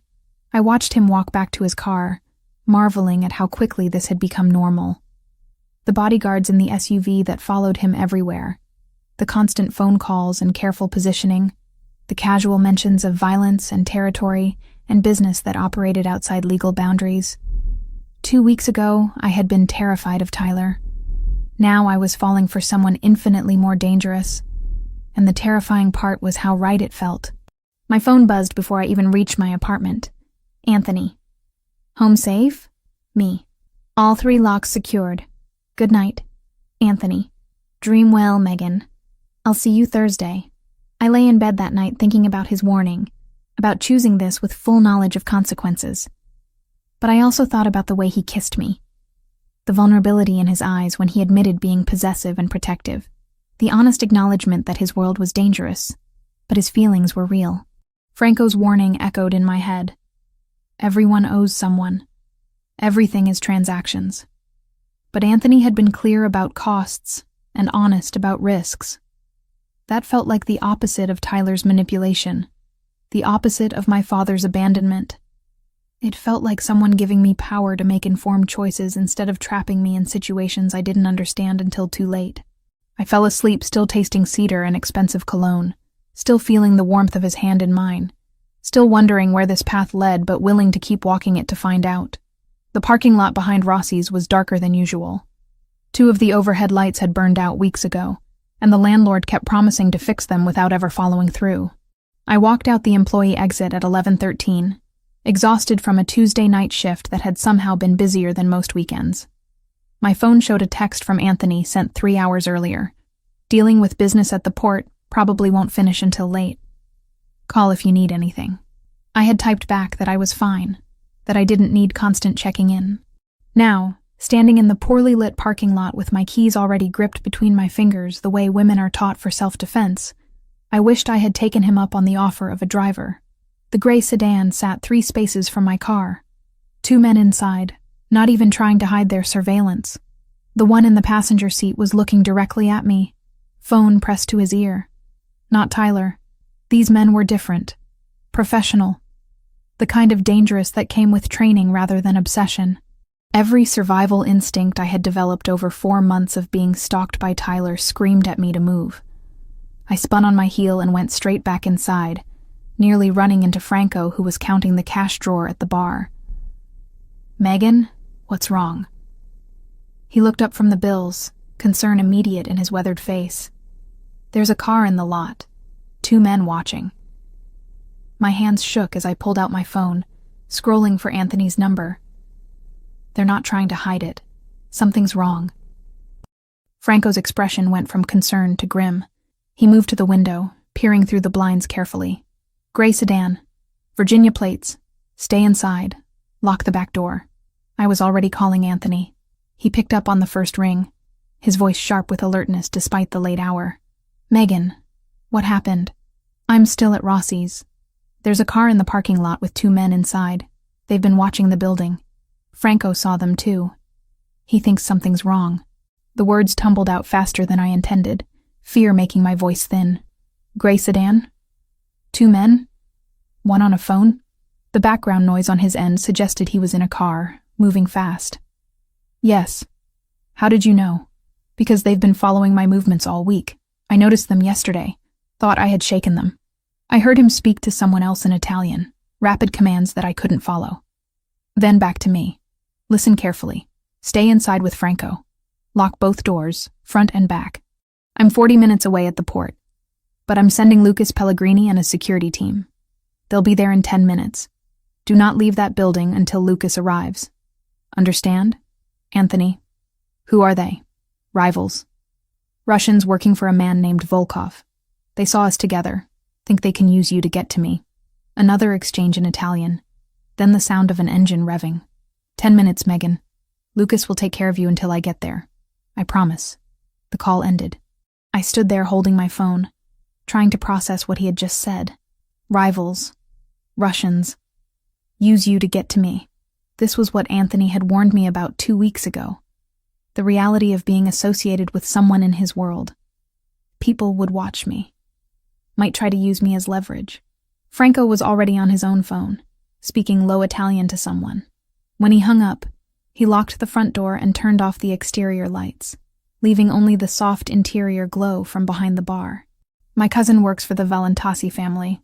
He's coming too. Should be here in 15 minutes. I'm sorry, Franco. I didn't mean to bring this to your restaurant." "Not your fault." He moved behind the bar, pulling out a baseball bat that he kept under the register. "Mr. Valentasi takes care of his people. You're his people now. That means you're protected, but it also means you're a target. You understand that, right?" I nodded, sinking onto a bar stool while my legs still worked. Through the window, I could see the sedan hadn't moved. The passenger was still on his phone, occasionally glancing toward the restaurant. What were they waiting for? Were they just surveillance or something worse? Time moved strangely. Each minute felt like 10, but also like seconds were slipping away too fast. I counted my breaths, tried to stay calm, checked my phone compulsively even though only 2 minutes had passed since Anthony's call. At minute 8, I heard the vehicles. Multiple engines, moving fast. 2 black SUVs pulled into the lot from opposite directions, boxing in the gray sedan smoothly. The doors opened simultaneously, and men emerged wearing dark suits and the kind of alertness that suggested military or law enforcement backgrounds. One of them approached the restaurant entrance, knocking precisely 3 times. Franco checked through the window, then unlocked the door. "Lucas Pellegrini?" "Yes." "Where's Megan Turner?" The man who entered was maybe 32, with sharp features and eyes that missed nothing. He scanned the restaurant interior in seconds, cataloging exits and threats with practiced efficiency. "I'm Megan." I stood from the bar stool, trying to project confidence I didn't feel. Lucas crossed the space between us in 3 strides, his expression serious, but not unkind. "Anthony sent me. You're safe now. The men in the sedan are leaving." He gestured toward the window where the gray car was indeed pulling out of the lot, heading away fast. "My team encouraged them to find somewhere else to be tonight." "Who are they?" "Russian operatives. Low-level surveillance. Probably gathering information about your routines and connections to Anthony." Lucas pulled out his phone, typing something quickly. "They're not the real threat. They're just the eyes. The threat is who they report to. Franco offered Lucas a glass of water, which he declined with a polite shake of his head. How long until Mr. Valentasi arrives? Lucas checked his watch. He was at the port when Megan called. That's about 40 minutes from here. He left immediately, so probably another 35 minutes. And those men won't come back. Not tonight. We made it clear that would be a terminal mistake. Lucas said it calmly, but the implication was unmistakable. Whatever his team had communicated to the Russians involved serious consequences. We waited. Lucas positioned himself near the window, occasionally speaking into his phone in low tones. 2 of his men stayed outside by the SUVs, constantly scanning the street. The remaining team members stood by the back entrance. The restaurant felt more like a fortress than a place that served pasta and wine. 37 minutes after my initial call, Anthony's Audi pulled up outside. He was out of the car before it fully stopped, striding toward the entrance with barely controlled urgency. Lucas opened the door for him. Anthony's eyes found me immediately, scanning me head to toe like he was checking for injuries. "You're okay?" "I'm fine." Scared, but fine. I stood, and he closed the distance between us in 2 steps, pulling me into an embrace that was more about reassurance than romance. I could feel his heart hammering against his chest, could feel the tension in every muscle. "Lucas, report." He didn't let go of me, just held me against him while he listened to his second-in-command. 2 men, gray Nissan sedan, Virginia plates. They matched the description of operatives we've been tracking all week, associated with Volkov's organization. When my team arrived, they attempted to leave. We intercepted them briefly to deliver a message, then let them go. "They won't return to this location." "What message?" I asked quietly. Lucas glanced at Anthony before answering. "That Megan Turner is under the protection of the Valentasi family. That any attempt to surveil, approach, or threaten her would be met with immediate and overwhelming retaliation." Anthony finally released me, though he kept one hand on my shoulder. "Volkov has been pushing boundaries for months. 3 weeks ago, we intercepted one of his shipments at the port. Cost him significant money and credibility. He's been looking for retaliation ever since, and he thinks I'm an easy target because you've been seen with me." "Yes." Anthony's jaw clenched.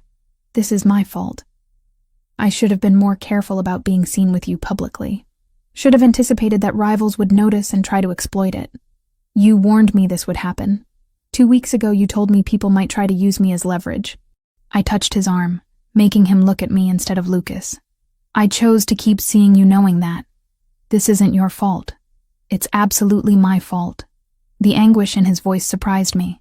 "You're in danger because of me, because I was selfish enough to want you in my life despite knowing the risks." Lucas cleared his throat gently. "Anthony, we should move.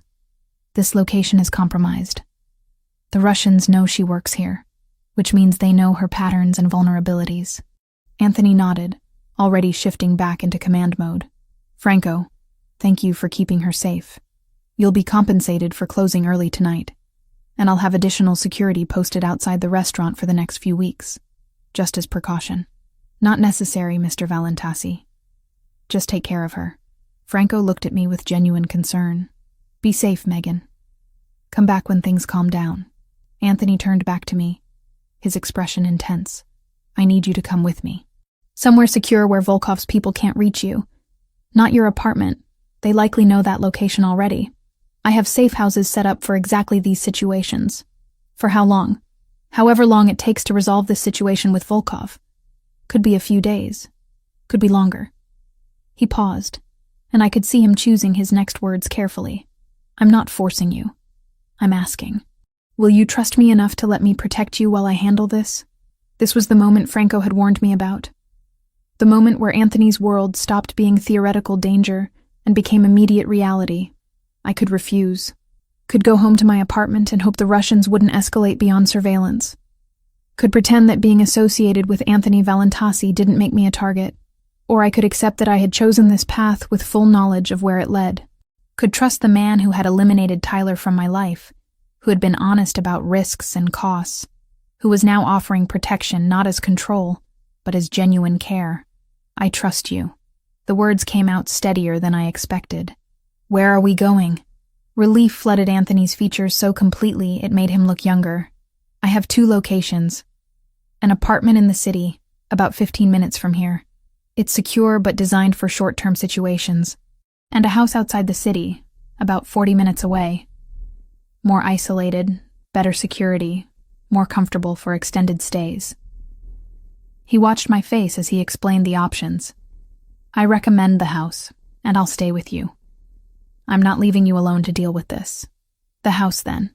I grabbed my purse from where I had set it by the bar. Do I have time to stop by my apartment for clothes? No, too risky. They might be watching your building. I'll have someone collect what you need tomorrow, or we can buy new things. Whatever you're comfortable with. Anthony's hand found the small of my back, guiding me toward the door. Lucas, take point. Radio ahead to the house. Make sure everything is ready. Already done. Carson and his team are en route to secure the perimeter. Lucas was already moving, phone to his ear, coordinating with military precision. The drive took exactly 40 minutes. Anthony drove while Lucas followed in one of the SUVs, creating a 2-vehicle convoy that felt simultaneously protected and surreal. We left the city behind, heading into areas where houses spread out across acres instead of being crammed together, where streetlights gave way to darkness interrupted only by occasional porch lights. Tell me about Volkov. I broke the silence after 20 minutes. If I'm running from him, I should understand who he is. Anthony's hands tightened on the steering wheel. Dmitry Volkov. Runs the Russian organization that controls most of the drug trafficking through the northern port. He's been in this city for about 5 years, aggressive about expanding territory. 3 weeks ago, his people tried to bring in a shipment through docks I control. My team intercepted it. Cost him roughly $3 million in product, and made him look weak to his own organization. So this is retaliation. This is him looking for leverage. He can't attack me directly without starting a war he'll lose. But if he has someone I care about, he thinks he can force me to give back territory, or money, or power. Anthony glanced at me briefly. Which is why you need to stay hidden until I make it clear that path is closed to him. How do you make that clear? By being willing to pay a higher price than he's willing to pay. By making sure he understands that touching you would cost him everything, while giving him an alternative path that saves face and preserves his position. He turned onto a private road, unmarked and barely visible. It's about finding the pressure points where he'll negotiate instead of escalate. The house appeared through the trees. Modern architecture with large windows and clean lines. Lights were already on inside, and I could see 2 men patrolling the perimeter with the kind of alert posture that suggested they were armed and ready. Anthony parked close to the entrance, coming around to open my door before I could do it myself. Welcome to the safest place in 100 miles. The security system is military grade. The perimeter is monitored by cameras and personnel. Nothing gets within 500 yards without us knowing about it. Inside was surprisingly comfortable, not the fortress I had expected. Warm wood floors, furniture that looked lived in rather than sterile, a kitchen that actually seemed used. Anthony led me through a tour, showing me where everything was, how the security system worked, where the panic buttons were hidden if I needed help fast. Guest room is here. He opened a door to reveal a spacious bedroom with windows overlooking dark woods. My room is across the hall. You have complete privacy, but I'm close if you need anything. I stood in the doorway, taking it all in. 24 hours ago, I had been worried about making rent. Now I was hiding from Russian mobsters in a safe house with military-grade security.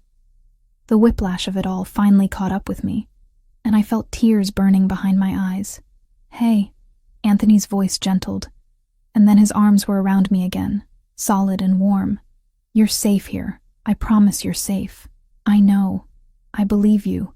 I pressed my face against his chest, breathing in cedar and the faint smell of gunpowder that suggested he had been handling weapons recently. I'm just overwhelmed. This is a lot. It is. And I'm sorry for dragging you into it. His hand stroked my hair, the gesture tender in ways I hadn't expected from someone capable of the violence he represented. But we'll handle it. Together. And when this is over, you'll go back to your life, and I'll make sure Volkov never looks in your direction again. I pulled back enough to see his face. What if I don't want to go back to my life exactly as it was? What if I want you in it? Something vulnerable crossed his expression. hope mixed with fear. Then we'll figure that out too. But first we survive this. Deal? Deal. I managed a weak smile. Do you have food here? I'm starving and exhausted and not sure which need to address first. Kitchen is fully stocked. Let me make you something while you get cleaned up. There should be clothes in the dresser that will fit well enough for tonight. He kissed my forehead gently. We're going to be okay, Megan. I'll make sure of it. Watching him walk toward the kitchen, seeing the way he moved even here with perfect vigilance, I realized that I believed him. This dangerous man who had entered my life 3 weeks ago had become the person I trusted most to keep me alive. The irony wasn't lost on me, but I was too tired to analyze it further. I took the offered shower, changed into borrowed clothes that were indeed close enough to my size, and emerged to find Anthony had made pasta from scratch. We ate mostly in silence, exhaustion and stress making conversation difficult. But his presence across the table from me, solid and protective, made the terror of the evening finally begin to recede. Get some sleep, he said when we finished. Tomorrow we'll figure out next steps. Tonight you just need to rest. I wanted to argue, wanted to stay up and discuss strategy, and understand exactly what resolving the situation with Volkov would cost. But my body had other ideas, practically dragging me toward the guest room. Anthony walked me to the door, waited while I turned on lights and checked that everything was secure. I'll be right across the hall, he reminded me. If you need anything, just knock or text. I'll have my phone on. Thank you for all of this, for keeping me safe. I touched his hand briefly, a connection that felt necessary. I know this is complicated and dangerous, and probably more trouble than I'm worth. You're worth it. He said it with such certainty that I almost believed him. Sleep well, Megan. Tomorrow we start fixing this. I closed the door and collapsed onto the bed, fully clothed, too exhausted to change. My last thought before sleep claimed me was that somewhere out there, Russian mobsters were planning their next move. But inside these walls, with Anthony Valentasi standing guard, I felt safer than I had in months. Maybe safer than I had ever felt in my entire life. 3 days in isolation changed everything between us. The first morning I woke disoriented, forgetting briefly where I was until I saw the unfamiliar ceiling and heard Anthony's voice drifting from somewhere in the house, speaking Italian in that low, authoritative tone he used for business. I found him in the kitchen, phone pressed to his ear, making espresso with one hand while conducting what sounded like a negotiation with the other. When he saw me, his expression softened immediately. He ended the call within 30 seconds. Coffee? He held up the small cup, steam rising from dark liquid that smelled like it cost more per ounce than my usual grocery store brand. Please. I accepted it, wrapping both hands around the warmth. How long have you been awake? Since 5. Couldn't sleep. He started pulling ingredients from the refrigerator, moving with surprising ease in the kitchen. I thought I'd make breakfast. Do you like omelets? Watching Anthony Valentasi crack eggs and chop vegetables with the same focused precision he probably applied to running criminal operations was surreal. His hands moved efficiently, no wasted motion. When I asked where he learned to cook, he smiled slightly. My grandmother. She insisted all her grandchildren know how to feed themselves properly. Said a man who couldn't cook was a man who'd starve or become dependent on others, and Valentasis don't do dependent. He whisked the eggs with quick strokes. Sophia loved cooking too. She wanted to open a restaurant someday. The mention of his sister hung in the air between us. Tell me about her, not how she died. Who she was when she was alive. He was quiet for a moment, concentrating on the pan. Then he started talking. And for the next hour while we cooked and ate together, Anthony shared memories that made Sophia real instead of just a tragedy. Her terrible singing voice. Her obsession with fashion magazines. The way she'd leave notes around the house for him when he came home late. Little reminders that someone cared whether he ate dinner or remembered to sleep. She would have liked you, he said finally, rinsing dishes in the sink. You have that same stubborn independence. That refusal to be saved or fixed by anyone. Is that why you're drawn to me? Because I remind you of her? No. He turned off the water, drying his hands deliberately. You remind me that good people exist outside my world. That not everything has to be about power and territory and violence. That's completely different. The second day, Lucas called with an update. 2 of Volkov's men had been captured trying to gather more intelligence about my routines. Anthony took the call in his office upstairs, but when he came back down, his jaw was tight with controlled anger. "What did you do to them?" I asked, because I needed to know, needed to understand exactly what protection from Anthony Valentasi meant in practice. "Nothing personally. Lucas is handling interrogation." He poured himself whiskey even though it was barely noon. "They'll tell us what Volkov's planning, what resources he has in play, where his vulnerabilities are. Then we'll use that information to negotiate." Negotiate. That's a kind word for whatever you're actually going to do. Yes, it is. He didn't apologize for the euphemism or try to soften the reality. "This is how my world works, Megan. I can protect you from seeing the details, but I can't pretend they don't exist." We spent that afternoon in strange companionship. Him working on his laptop while I curled up with a book I found on the shelf. Every so often I'd catch him watching me instead of his screen, expression unreadable. When I fell asleep on the couch, I woke to find a blanket tucked around me, and Anthony sitting in the chair across from me, still watching. "How long have I been out?" I stretched, disoriented. "About an hour. You looked peaceful." "I didn't want to wake you." He set aside his laptop. "Can I show you something?" He pulled up images on his phone. Architectural plans for a development project downtown. "My family has investments in several real estate ventures. This one needs design work, someone creative who understands how to maximize small spaces. Your sketches, the ones you showed me at dinner, they're exactly the kind of thinking this project needs." My throat tightened. "Anthony, I'm not qualified. I only finished 2 years of school. Talent doesn't require degrees.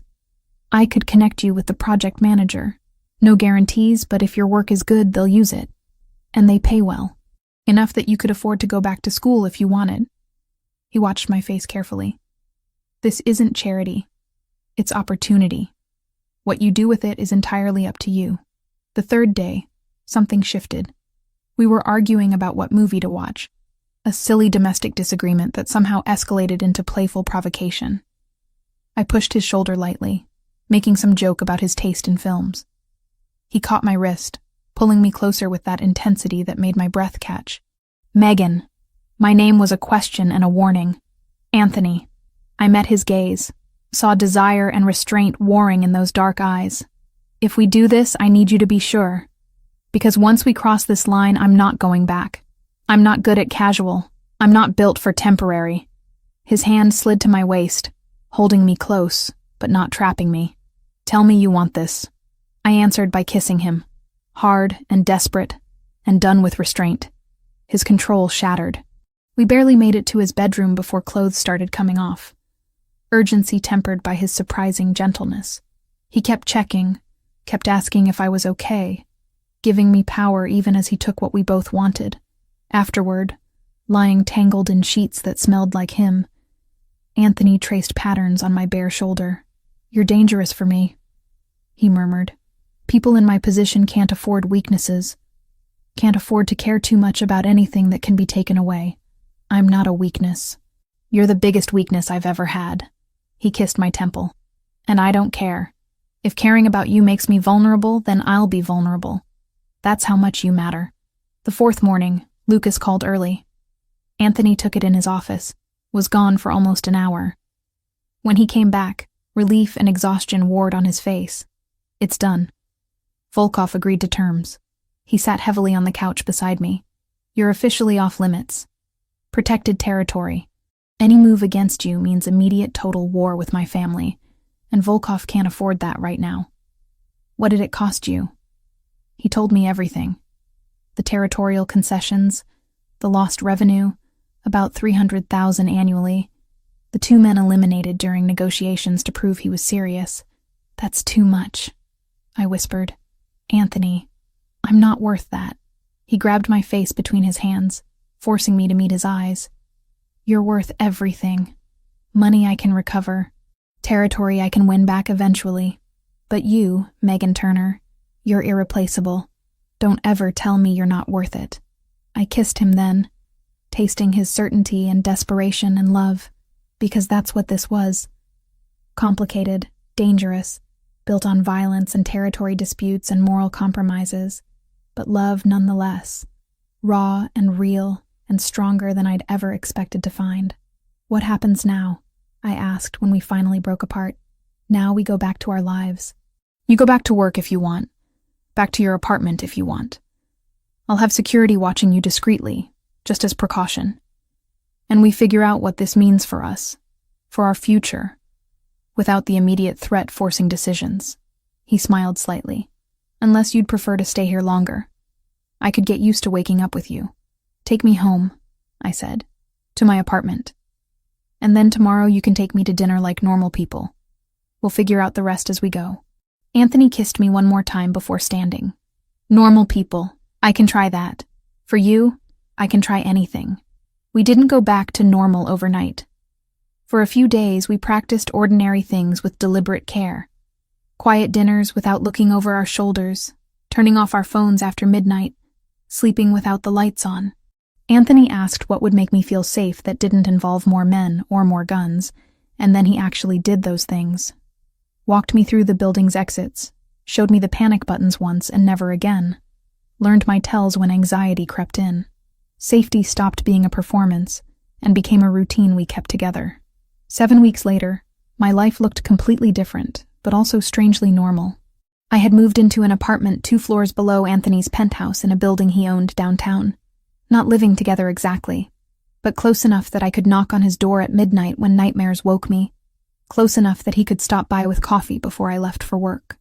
I still worked at Rossi's 3 nights a week, but now I also spent my days designing floor plans for a development project Anthony had connected me with.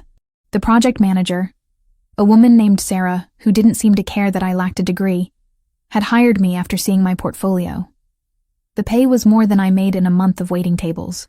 Franco pulled me aside one evening during my shift. "You look different," he said, studying my face with those perceptive eyes. "Happier. More settled." "I am."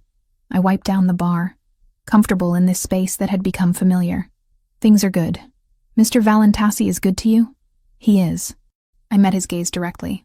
"I know you warned me about his world, about transactions and owing people, but Anthony's been nothing but honest with me. About who he is, what he does, what being with him costs." Franco nodded slowly. "My son is 14 now. Healthy. Plays soccer, drives me crazy with his attitude. He's alive because the Valentassi family helped when no one else would. That kind of debt, it never really goes away. But it also means something. Means they take care of their people." He squeezed my shoulder gently. "You're his people now. That's worth something in this city." 2 days later, Lucas Pellegrini stopped by the restaurant with an update I had been waiting for. He sat at the bar during a slow afternoon, ordered coffee he didn't drink, and delivered his report with military precision. "Tyler Grant is confirmed living in Seattle. He's employed at a car dealership dating someone new. Our monitoring shows no attempts to contact you, no searches for your information. He appears to have genuinely moved on." Lucas watched my face carefully. "We'll maintain surveillance for another 3 months as precaution. But the threat seems neutralized." Relief washed through me so completely I had to grip the bar for support. "Thank you. For checking. For making sure. Anthony's orders. He wanted you to have certainty." Lucas finished his coffee and left cash on the bar that was triple what the drink cost. "Take care, Megan. You're good for him. He's different since you came into his life. Better." I met Gabriella Ricchetti at a charity event Anthony took me to. She was the daughter of an allied family, someone who understood this world from birth. We ended up talking in a corner, while our respective men conducted business disguised as socializing. "How do you handle it?" I asked her quietly. "Knowing what they do, what they're capable of." She smiled, but it was tinged with sadness. "You accept that the men we love are complicated, that they can be gentle with us and brutal with enemies, that morality in their world has different rules than the one we were raised in." She touched my arm lightly. "But you also set boundaries. Make clear what you will and won't accept." Anthony respects boundaries. Not all of them do. There were difficult moments. The night Anthony came home at 3 a.m. with blood on his shirt that he said wasn't his. The overheard phone call where he ordered something in Italian that included words I recognized as violent. The constant presence of security, the way he never fully relaxed even in our supposedly safe spaces. We fought about it once, me demanding to know exactly what he had done, him refusing to give details because he didn't want those images in my head. The argument ended with both of us crying, me from frustration and fear, him from the weight of trying to protect me from himself. "I can't change what I am," he said, voice rough. "Can't undo 34 years of becoming this person. But I can promise I'll never lie to you about it. I'll never pretend to be something cleaner than I am. I don't need you to be clean," I whispered. "I need you to be honest. And I need to know that the violence has limits, that you're not just destroying people because you can." We wrote it down, not like a contract but close. No lies about violence, no using me as leverage, no keeping me in the dark if a choice I made could put other people at risk. It wasn't romance the way movies sell it, but it was the only way this could work without either of us pretending to be someone we weren't. "I'm not." He pulled me close, burying his face in my hair. "Everything I do has purpose, protection, preservation, maintaining balance. I don't kill for pleasure. I don't hurt people who don't threaten what's mine. Does that make it better? I don't know. But it's the truth." 8 weeks in, Anthony took me to the rooftop of our building. He had set up dinner under string lights, the city spreading out below us in a carpet of illumination. Over wine and pasta he made himself. He talked about the future. "I want you in my life permanently," he said, reaching across the table to take my hand. "Not just dating, not just convenient. I want to build something real with you. I understand if you're not ready for that considering everything, but I need you to know my intentions. What would that look like?" My heart was racing. Building something real. Whatever we decide it looks like. You keeping your independence and your work. Me supporting your dreams without trying to control them. Both of us accepting what the other is, complications and all. He traced circles on my palm with his thumb. "I'm not asking you to marry me today. I'm asking if you can see yourself wanting that eventually. With me." Despite everything, I thought about Tyler. About the 4 months of terror that Anthony had ended in 7 minutes. About the honest way he discussed violence instead of hiding it. About how he talked about Sophia with love and grief and guilt. About the way he supported my architecture dreams without trying to take credit for my success. "Yes," I said. "I can see that. Eventually. When we're both ready." Relief and joy crossed his face in equal measure. "Then that's what we'll work toward." He told me then about the shelters. How he had started funding organizations that helped women escape abusive relationships, that provided safe housing and legal assistance and resources. How he did it anonymously because he didn't want credit, just wanted to honor Sophia's memory by protecting people the way he hadn't protected her. "You're making something good from something terrible," I said, tears in my eyes. "That's not nothing, Anthony. That matters. It matters because you made me see it mattered." He kissed my knuckles gently. "Before you, I just wanted revenge. After you, I want redemption. Those aren't the same thing." Life settled into new rhythms after that night. I worked on my architecture projects, occasionally picked up shifts at Rossi's because I liked the work and the people. Anthony ran his empire with slightly less ruthlessness, more calculation about necessary versus unnecessary violence. We had dinners with Lucas and Gabriella, learned to navigate social events where half the attendees were criminals. I kept checking on my mother, too. Rides to follow-up appointments, groceries stocked, bills tracked in the same spreadsheet I used for floor plan drafts. Loving Anthony didn't erase where I came from. It only made me more stubborn about not losing the parts of my life that weren't his to manage. Franco told me one afternoon that he saw how we looked at each other, that it reminded him of how he and his wife had been when they were young. "Hold on to that," he advised. "Life in this world is complicated. Love makes it bearable." Tyler never called, never texted, never appeared in my nightmares anymore. That chapter closed completely, replaced by something infinitely more complex, but also infinitely more real. I stood on our building's rooftop one evening, watching the sun set over the city, and realized I was happy, not despite the complications or the danger or the moral compromises. Just happy. Anthony found me there, wrapping his arms around me from behind, chin resting on my shoulder. "What are you thinking about?" he asked. How 3 months ago I was terrified of my ex-boyfriend. Now I'm in love with a mafia boss. Life is strange. Strange but good. Strange but very good. I turned in his arms to face him.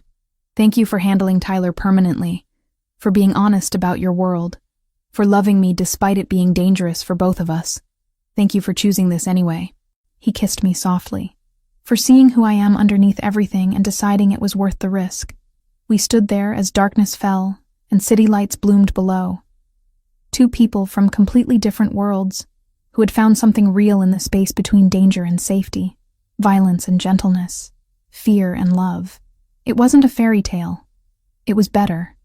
It was honest and complicated and built on full knowledge of what we were choosing. And that made it worth everything.